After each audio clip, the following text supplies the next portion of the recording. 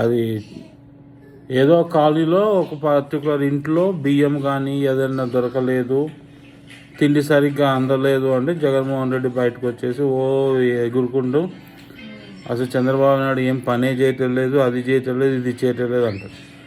చంద్రబాబు నాయుడు వచ్చి ఇంటికి వచ్చి ఇస్తాడని బియ్యం కానీ అవన్నీ కానీ ఏర్పాటు చేస్తాడు అంతే. అదే ఇప్పుడు తిరుపతి దగ్గరకు వచ్చేటప్పుడు ఏమైంది, నాకు సంబంధం లేదు, నేనేమన్నా డైరెక్ట్గా ఇన్వాల్వ్ అయ్యి ఉన్నానా అని కూతలకు వస్తాడు. అంటే నోరు ఎట్లా ఉన్నా దేవుడు ఎందుకు ఇచ్చి ఉంటాడు నోరు, దున్నపోతో దుర్మార్గుడు నోరు ఇచ్చి ఉంటాడు వీడికి. వాళ్ళు అయ్యే పాపాలు చేసినా కానీ పాపాత్ముడు అని పేరు లేకుండా వెళ్ళిపోయాడు. వీడు చేసిందన్నీ పాపాలే ఇప్పుడు బయటకు వస్తున్నాయి. అది నిజం ఎంతకాలం దాస్తాడు వాడు. ఇప్పుడు తిరుపతి క్లియర్ తెలుస్తుంది కదా ఇన్ని సంవత్సరాలు ఏం జరిగింది, ఇప్పుడు ఏం జరుగుతుంది, 4 రోజు నుంచి ఏం జరుగుతుంది. నేనే ప్రత్యక్ష సాక్షిని. ఆ ఎలక్షన్స్కి ముందు వెళ్ళాము, తర్వాత వెళ్ళాము, ఎంత తేడా కనబడింది అసలు. 20 రోజుల్లో అంత తేడా వచ్చింది గవర్నమెంట్ మారిన తర్వాత. దర్శనం అని అందిందా మనకి? వెళ్ళి కూర్చొని హోటల్ రూమ్లో ఆ రూమ్లో ఈ రూమ్లో కూర్చున్నాము, మెల్లగా అయిపోయిన తర్వాత దండం పెట్టుకుని వచ్చేసాం.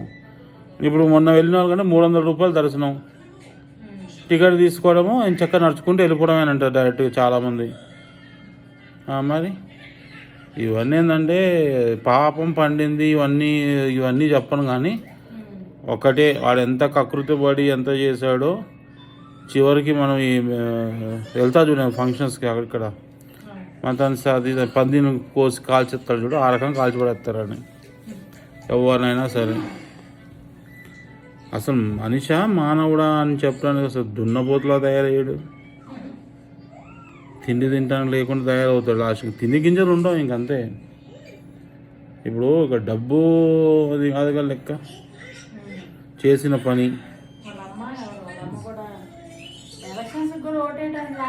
అస్సలు రాలేదు, అమ్మ లేదు వాడికి, వాడు లేదు వాడికి, అమ్మ లేదు, అయ్య లేడు, ఎవ్వరు లేడు.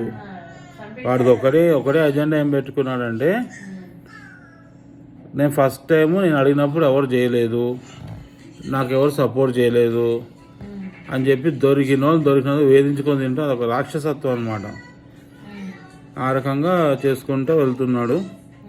చెప్పేవాళ్ళు చెప్తున్నారు, విన్నంతవరకు బాగానే ఉండదు, లేకపోతే సంకనాగిపోతాడు అంటారు. ఇప్పుడు ఆ ఛాన్స్ కూడా లేకుండా అయిపోయింది. ఇంకా ఇప్పుడు ఇవన్నీ ప్రూవ్ అయింది అనుకో, చేసిన పనులన్నీ మొత్తం ఏ కోర్టులు ఏం శిక్షించిన అవసరంలా. అర్థమైందా? ఆడు ఏ పుస్తకాలు పట్టుకొని స్టేజ్ మీదకి ఎక్కి దొంగ నాటకాలు ఆడాడో వాళ్ళే బుద్ధి చెప్తారు. ఇలాంటి బుద్ధి కాదు మళ్ళీ. అది పోయి తిరుపతి లడ్డు, దానిలో కావాల్సిన పదార్థాలు ఏంటి, అంత డీప్గా వెళ్ళి నాశనం చేయాలి అని చెప్పి కంకణం కట్టుకున్నాడు వాడు. సో ఈ రకంగా ఏ గుళ్ళ మీద ఎంతెంత చేశాడో, ఏ రకంగా డైరెక్ట్ చేయనవసరం లేదు, అతను ఉన్నాడు చాలే ఏం చేయడం అని అనుకున్న చాలామంది చేస్తారు. పాలకుడు నావాడైతే నా ఇష్టం నేనే చేసుకుంటాను అన్నట్టుగా సాగింది ఇంతకాలం, సాగుతూనే ఉంటుంది. ఆయన ఇప్పటికీ చాలామంది అసలు ఎట్లా మాట్లాడుతున్నారంటే వాడు ఏదో పెద్ద పుణ్యాత్ముడు, చేశాడు ఇది చేశాడని చెప్పి. అస్సలు అబ్బే తెలివి తక్కువ. అంటే వాళ్ళందరూ ఏమయ్యారంటే ఇక తెలివిని కోల్పోయారు. అస్సలు తెలివి అన్నది, సొంతంగా ఆలోచించాలన్న బుద్ధి జ్ఞానం ఉండలేదు ఈ మధ్య. ఎవడో చెప్పిందే పాడిందే పాట, ఏందో అంటారు చూడు, పాడిందే పాడ పాసుపడు దాసుడు అన్నట్టుగా అయిపోయింది.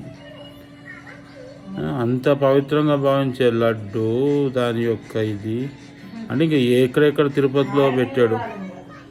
ఏదో అది TV9 అది TV5 మూర్తి కాలేదు అంటున్నాడు.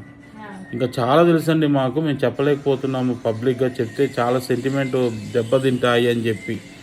అంటే వీడు ఎంత లోతుగా వెళ్ళి నాశనం చేశాడో చూసుకోవాలి. ఇప్పుడు కనీసం అక్కడ తిరుపతిలో ఉండే వాళ్ళకన్నా బుద్ధి జ్ఞానం ఉండక్కల్లా, ఎంప్లాయీస్కి కానీ వీళ్ళకి కానీ.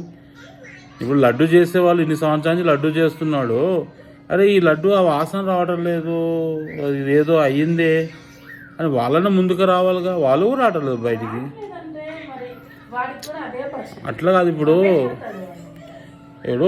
ఇప్పుడు అంతెందుకు ఇంటిగా మన వంట వండేవాడు ఉంటాడు, నూనె కాస్త మారిందనుకో, అరే ఇది ఏదో నూనె తేడా ఉంది, ఇదేదో తేడా ఉంది అని చెప్పి నలుగురు చెప్తాడు. చెప్పలేక అంటే ఇప్పుడు ఏం చేస్తారు? ఏ రిపోర్ట్లు ఆనే చంపుతాడంటే ఇక మరీ బాగానే ఉంది. మొన్న వెళ్ళాను తిరుపతికి, ఎంతమంది డ్రైవర్లు వాళ్ళందరూ ఎంతమంది తిట్టుకుంటున్నారో వాడిని. అయితే అసలు పీడ ఇదిపోయింది, మమ్మల్ని పీకు తిన్నాడు, మా బతుకులన్నీ నాశనం చేశాడు అని చెప్పేసి. ఆ ఉసిరంతా తగలదా రేపు పొద్దున?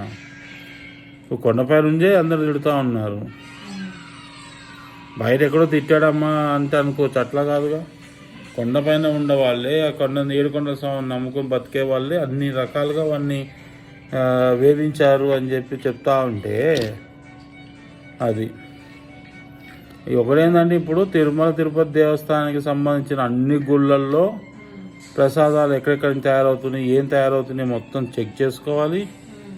తర్వాత వాటికి మిగతా గుళ్ళలో ఏం చేస్తున్నారో కూడా బయటపడుతుంది. ఇప్పుడు లేదు, అది తెలిసిన తర్వాత వాటిని అన్నింటిని ఆపేసేసి కొత్త ప్రొడక్షన్ తయారు చేసి కొత్తది వచ్చేస్తున్నాయి. ఇప్పుడు ఏంటంటే, మొన్న 100 రోజుల ఫంక్షన్ జరిగినప్పుడు చంద్రబాబు నాయుడు గారు మాట్లాడుతూ యాజ్ ఎ సీఎం ముఖ్యమంత్రిగా ఇన్ని తప్పులు చేసుకుంటూ వచ్చారు, చివరికి దేవుణ్ణి కూడా వదిలిపెట్టలేదు, వీళ్ళు ఇంత దుర్మార్గులు, ఇంకా ప్రజల్ని ఏమి చూస్తాడు, అందరు అపోహలో ఉన్నారు, ఇదిగో రిపోర్ట్ ఉంది అని ఎప్పుడో జూలైలోనే ఎప్పుడు వచ్చింది అది. ఇప్పుడు ఎలా ఉంటుందంటే, ఒక తప్పు జరిగినప్పుడు దిద్దుబాటు చర్యలు చేపడతారు.